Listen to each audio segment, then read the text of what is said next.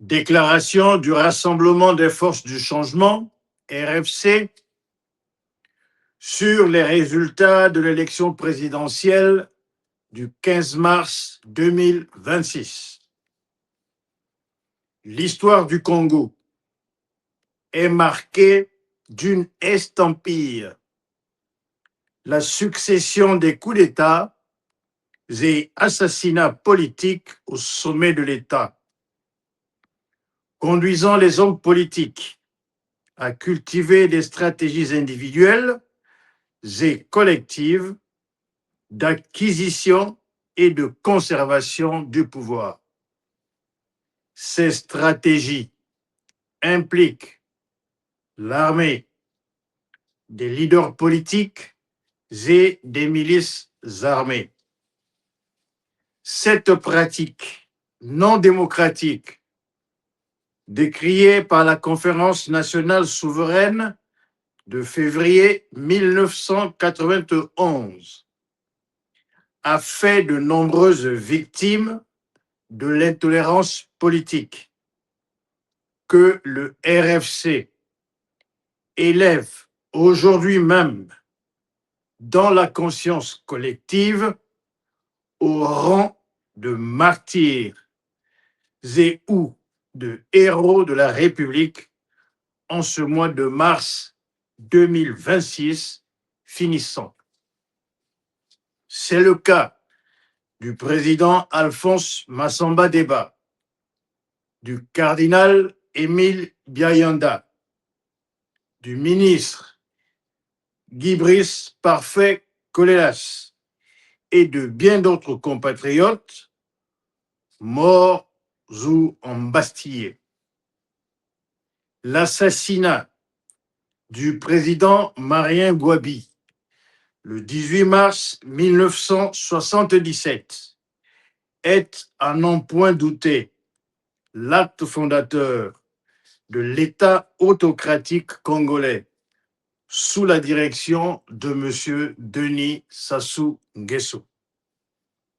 Le sang inutilement versé est un ferment de la lutte des Congolaises et des Congolais pour le changement démocratique.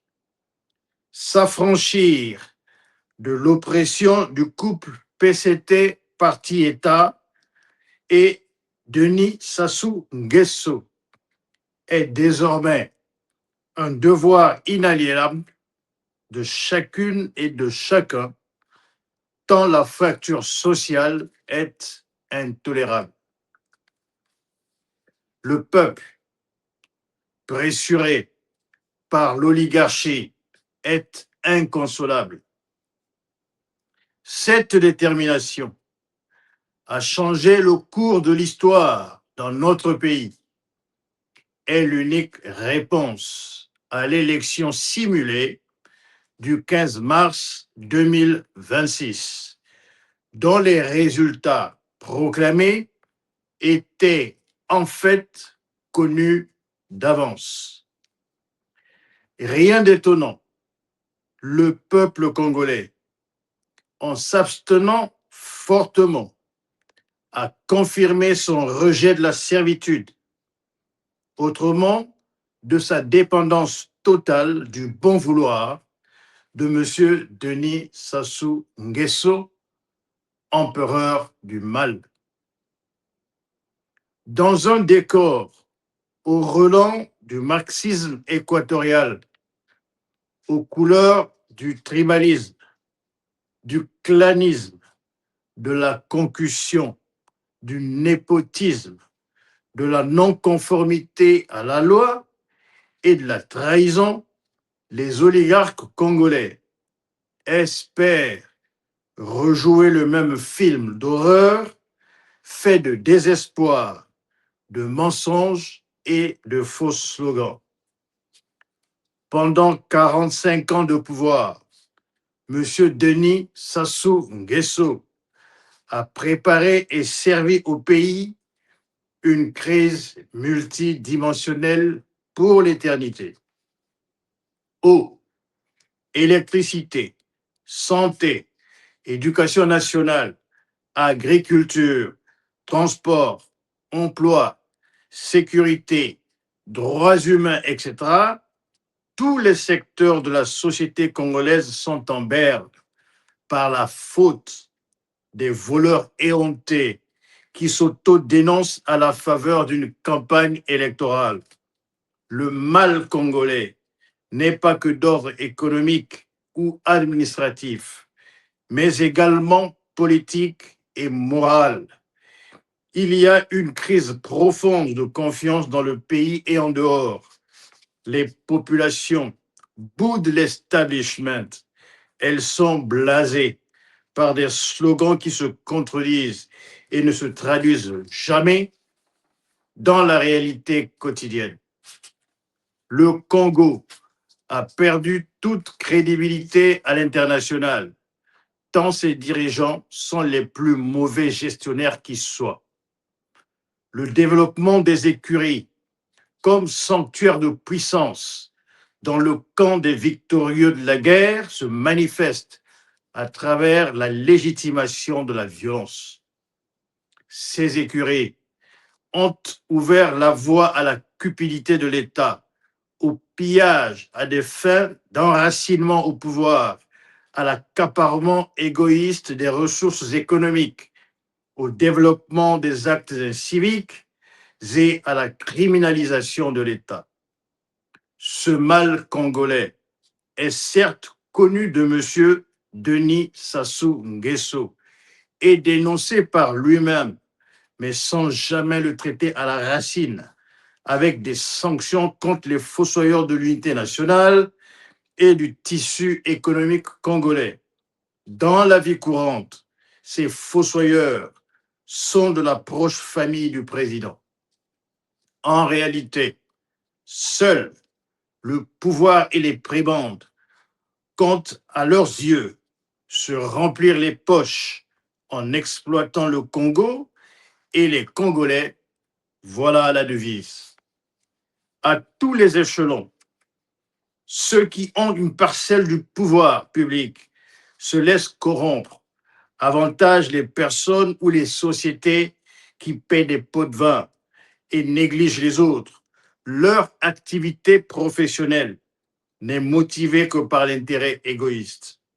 Pour satisfaire leurs ambitions, ils sacrifient l'indépendance et la souveraineté nationale, ainsi dire le bonheur du peuple.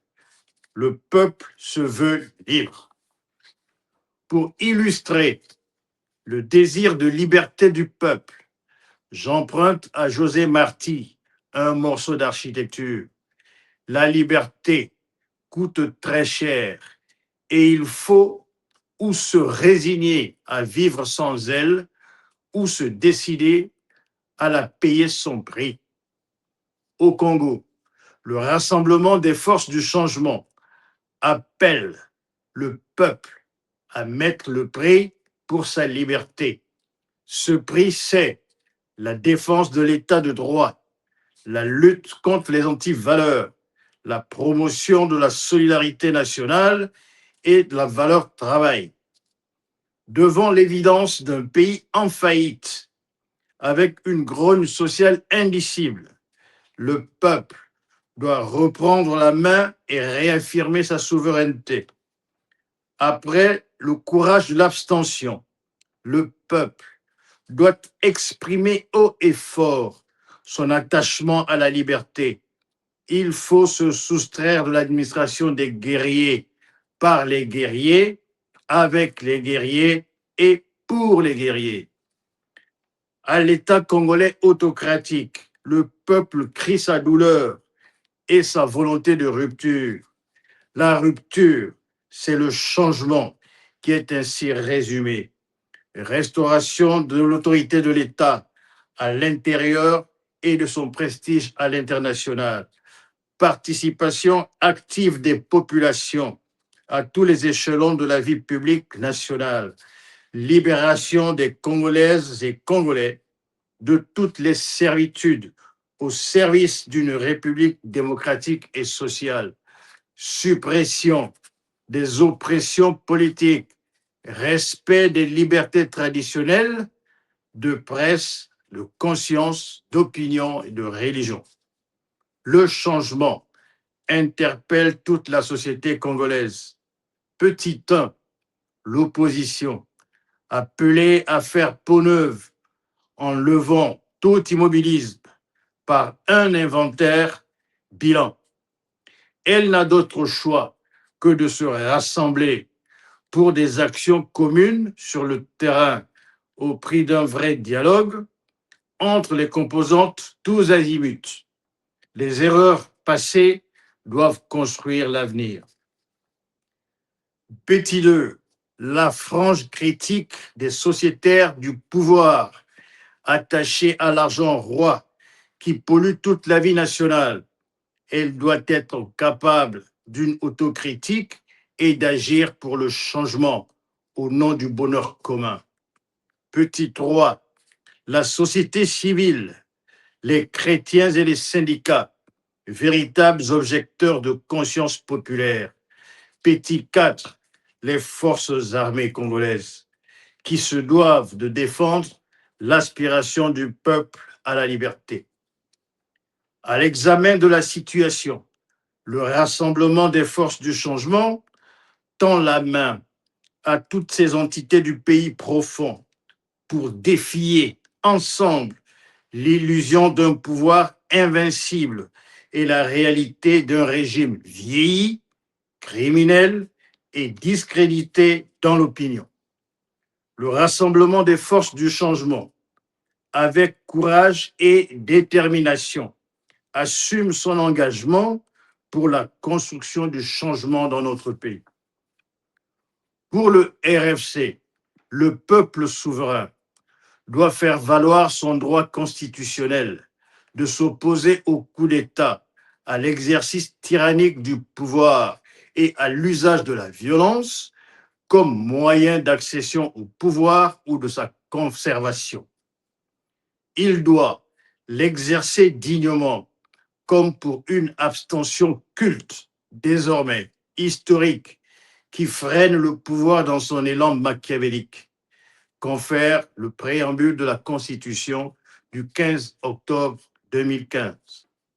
À compter de ce jour, tous ensemble, dominons nos peurs, ne ménageons plus aucun effort dans la marche pour la libération du Congo des griffes de l'autocratie au nom du changement et de la rupture. La liberté et le changement sont à ce prix. Seule la résistance citoyenne et pacifique redonnera au pays dignité et considération.